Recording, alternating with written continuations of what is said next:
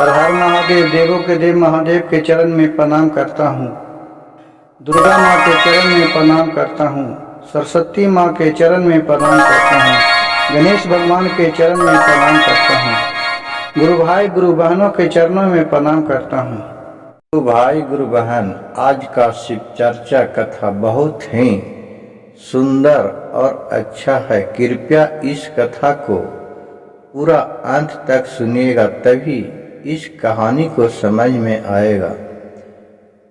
इस कहानी को पूरा सुनने मात्र से ही आपका सभी बिगड़ा काम बन जाएगा, क्योंकि किसी भी देवता देवी का नाम लेना, चाहे किसी भी धर्म का जाति का लोग हो, तो भगवान तो एक हैं, अनेक नहीं हैं। इसीलिए किसी भी कथा कहानी में भगवान के ही नाम लिया जाता है, जिसे आप सुनकर कम से कम मगनमय हो जाइएगा और भोलेनाथ की कृपा आपके ऊपर सदैव बना हुआ रहेगा, क्योंकि दुख देने वाले भी या दुख हरने वाले भी सब नाथों के नाथ भोलेनाथ ही रहते हैं। तो गुरु भाई गुरु बहन, यहाँ से सुनिए कि एक बार माता पार्वती ने क्या कर बैठी भोलेनाथ के साथ। यह बहुत ही अजीब सा कहानी है। अरे आज की दुनिया जवार, आज के समय भी इसी तरह का हम आप और भी बहुत सारे परिवार में देखने को और सुनने को मिलता होगा, जिसे इस कहानी में दर्शाया गया है। तो कहानी यहाँ से शुरू करने जा रहा हूँ, इसलिए कृपया गुरु भाई गुरु बहन भजन को ध्यान से सुनिएगा, नहीं तो आप पूरा समझ नहीं पाइएगा। एक बार माता पार्वती से तीनों भोलेनाथ से बोले कि हे महादेव, आप तो सदैव धूनी रमैते रहते हैं, भस्म रमैते रहते हैं। देखिए, और मेरी जो सखी सलेहर और बहुत सा देवी हैं, जिनके पास हीरा मोती, महल, कोठा अटारी बहुत सा उनके पास है। अब आप तो अपने जैसे आप जोगी हैं, उसी तरह हमको जोगिनी बना के रखे हुए हैं, लेकिन आपके बिना हमें मन भी नहीं करता है कि छोड़ के कहूँ जा सकूं। आपके बिना एक क्षण मेरे मन नहीं लगता है। हे प्रभु, जिस तरह सभी लोग के सभी बहन की देखते हैं, ये गले में सोना चांदी हीरा जेवरात कंगन पंजेब सब कुछ पहनी हुई रहती है, हमें भी मन कर रहा है या भी हमें वैसा ही गढ़वा दीजिए। इतना सुन के शंकर जी बोले, पार्वती ने आप जहाँ रहिए, जो मनुष्य जो भी देवता लोग जिस जगह रहते हैं उसको वहीं खुश रहना चाहिए। दूसरे को देख के नहीं दुखी होना चाहिए, क्योंकि दूसरा का देख के दुखी होगा तो सुखी कब रह पाएगी। इसलिए जो भी जितना खाता पीता पहनता है, उतना भी अगर खुश रहे तो उससे बड़ा दुनिया में किसी भी चीज का खुशी नहीं होता है। तो पार्वती माता ने जिद करने लगे कि नहीं, हमें भी कंगन, गला के गरहार, पंजेब, कमरधनी सब कुछ चाहिए। आप तो सभी को देते हैं, लेकिन मेरे से क्यों रुष्टे हुए हैं। प्रभु, माता पार्वती को जिद करने पर भोलेनाथ ने बोले, ठीक है पार्वती, आप मेरे अर्धांगिनी हो, आपको बात मानना मेरा फर्ज है। अब तो मेरे पास जो है उसी चीज को तो मैं दे सकता हूँ।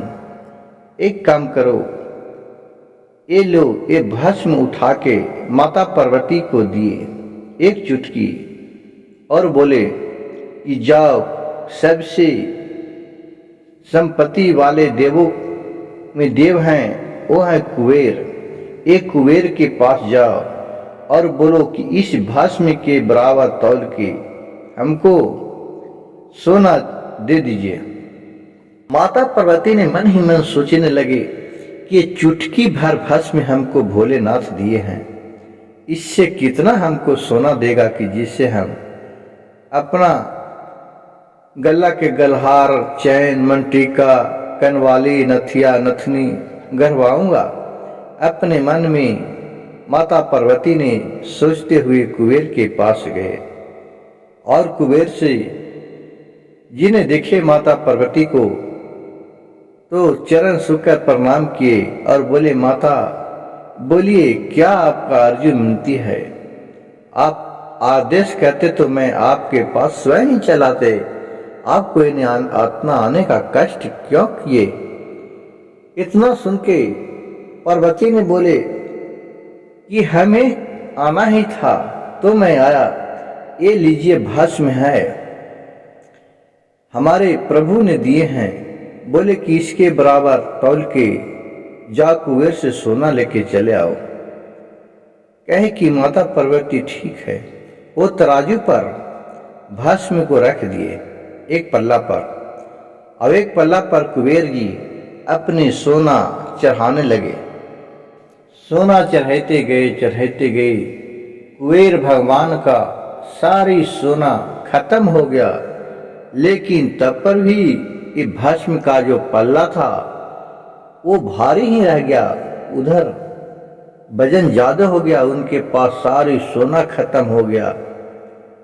इतना देखकर कुबेर जी माता पार्वती से हाथ जोड़ के खड़ा हो गए और बोले कि माँ, अब मेरे खजाने में एक भी सोना नहीं बचा है कि ये भोलेनाथ के भस्म की एक चुटकी के बराबर हो सके।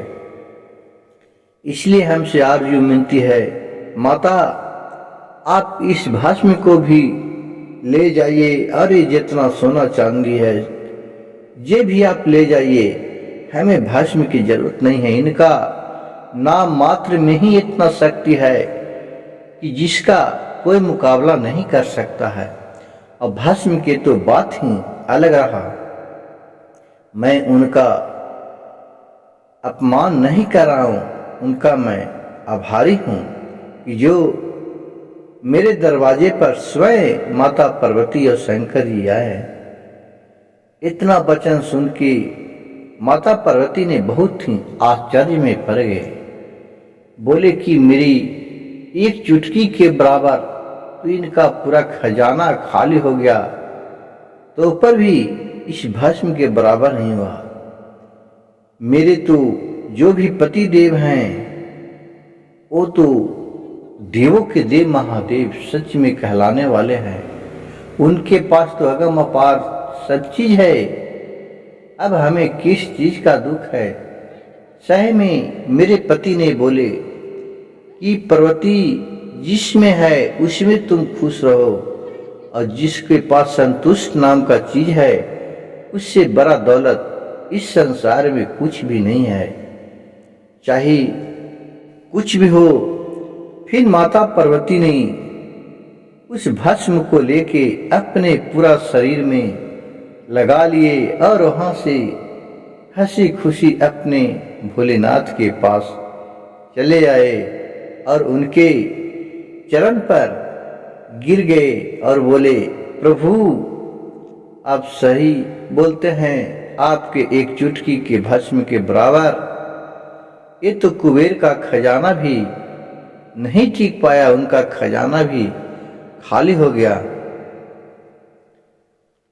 गुरु भाई गुरु बहन, इसी कहा गया है कि लोगों के पास धन दौलत रुपया पैसा कार जहाज एरोप्लेन सब कुछ है, लेकिन उसके पास शांति नाम का चीज नहीं है। ये होता है लोभ। और एक गरीब मनुष्य है जो कि 100 रुपया डेली कमाता है और अपने बच्चे के साथ आके खाता है और प्यार से रहता है, इससे सुख शांति और दुनिया में किसी भी नहीं है।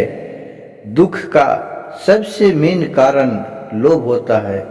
जिसके पास लोभ है उसके पास सुख शांति का चीज नहीं है।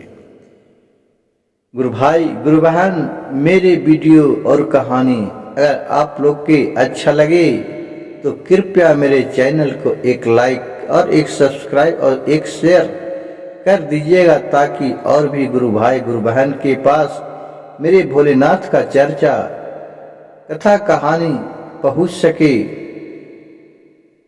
और आपको एक शेयर करने के मात्र से ही भोलेनाथ का कृपा आपके ऊपर सदैव बने रहेगा। हर हर महादेव, घर घर महादेव।